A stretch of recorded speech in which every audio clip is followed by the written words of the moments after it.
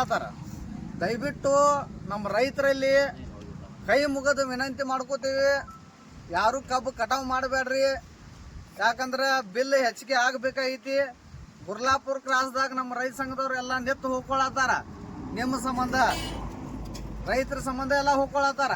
ರೈತರಿಗೆ ಒಳ್ಳೇದಾಗ್ಲಿ, ರೈತರು ಒಂದು ತನ್ನ ಹೆಚ್ಚು ಸಿಗಲಿ ಅನ್ನೋ ಉದ್ದೇಶಕ್ಕಾಗಿ ನಮ್ಮ ರೈತ ಸಂಘಟನೆ ಹಾದಿ ಬೀದಿಗೆ ನಿಂತ ಊಟ ಹೆಂಡತಿ ಮಕ್ಕಳನ್ನ ಬಿಟ್ಟ ಇದು ಯಾಕೆ ಬೀದಿಗೆ ನಿಂತಾರಪ್ಪ ಅಂದ್ರೆ ರೈತರ ಏನದು ಕಬ್ಬು ಕಳಿಸಬಾರ್ದು.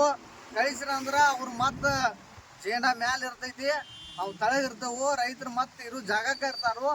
ಇದು ಇನ್ನು ಮುಂದೆ ಆಗಬಾರ್ದು.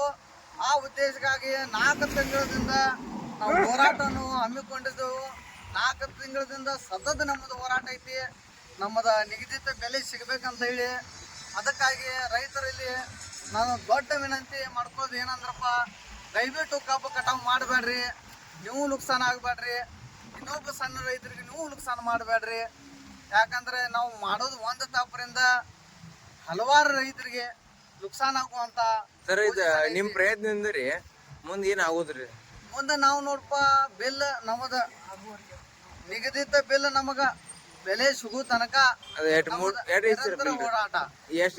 ನಾವು ನೋಡ್ರಿ ನಮ್ಮ ಬೇಡಿಕೆ ಐತಿ 4,000 ಆಗ್ಲೇಬೇಕಂತ ಹೇಳಿ. ಅದ ಕೇಂದ್ರ ಸರ್ಕಾರ 3,500 ಮಾಡಿದ್ರಿ ಸರ್. ಇವತ್ತು ಕೇಂದ್ರ ಸರ್ಕಾರ 3,500 ನಮ್ಮ ಮುಂದಿನ ಬಂದಿಲ್ಲ ಸರ್.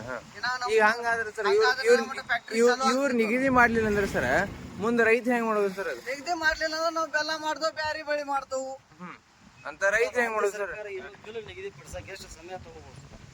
ಸಮಯ ನೋಡ್ರಿ, ನಾವು 1 ತಾರೀಕು ಮಟ್ಟ ಅವ್ರಿಗೆ ಸಮಯ ಕೊಟ್ಟು, ಇಲ್ಲ ಅಂದ್ರೆ ನಮ್ಮ ರೈತರೆಲ್ಲ ರೊಚ್ಚ ಗೆದ್ದಾರು. ಇನ್ನು ಮುಂದೆ ರೈತರು ನಮಗೆ ಸಾಥ್ ಕೊಡತಾರು. ಕೆಲವೊಂದು ರೈತರಿಗೆ ಪಾಪ ನಾಲೆಜ್ ಇಲ್ಲ, ಆ ಟೈಪ್ ಅವ್ರು ಕಬ್ಬು ಕಟಾವು ಮಾಡಿ ಕಳ್ಸೋಂಥ ವಿಷಯ ಇದನ್ನ ಮಾಡತಾರು. ಅವ್ರಿಗೂ ಸಹಿತ ನಾವು ಹಾದಿಯಲ್ಲಿ ನಿಲ್ಲಿಸಿ ತಿಳಿಸಿ ಹೇಳದವು. ರೈತರ ಹೋರಾಟಕ್ಕೆ, ರೈತರ ಪ್ರತಿಭಟನೆಗೆ ರಾಜ್ಯ ಸರ್ಕಾರ ಕ್ಯಾರೆ ಅಂತ ಇಲ್ಲ. ಈ ನಿಟ್ಟಿನಲ್ಲಿ ಯಾವ ತರ ಗಡುವು ಕೊಡ್ತೀವಿ ರಾಜ್ಯ ಸರ್ಕಾರ? ನೋಡ್ರಿ, ಈಗ ನಾವು ರಾಜ್ಯ ಸರ್ಕಾರಕ್ಕೂ ತಿಳಿಸುವಂತ ವಿಷಯ ಆಗೈತಿ. ಯಾಕಂದ್ರೆ ರಾಷ್ಟ್ರೀಯ ಹೆದ್ದಾರಿ ಅಂತೂ ಬಂದ್ ಮಾಡಿದೆವು.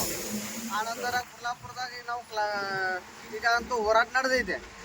ಪ್ರತಿ ಒಂದು ತಾಲೂಕದಾಗ ನಮ್ಮ ರೈತರ ಹೋರಾಟ ನಿರಂತರವಾಗಿ ನಡೆದೈತಿ. ಯಾಕಂದ್ರೆ ರಾಜ್ಯ ಸರ್ಕಾರಕ್ಕೂ ತಿಳಿಬೇಕು, ಕೇಂದ್ರ ಸರ್ಕಾರಕ್ಕೂ ತಿಳಿಬೇಕು. ಯಾಕಂದ್ರೆ ಇವರು ಅಕಸ್ಮಾತ್ ಕೇರ್ ಮಾಡಲಿಲ್ಲ ಅಂದ್ರೆ ನಾವು ಉಗ್ರವಾದ ಹೋರಾಟವನ್ನು ಹಮ್ಮಿಕೊಡ್ತೇವೆ.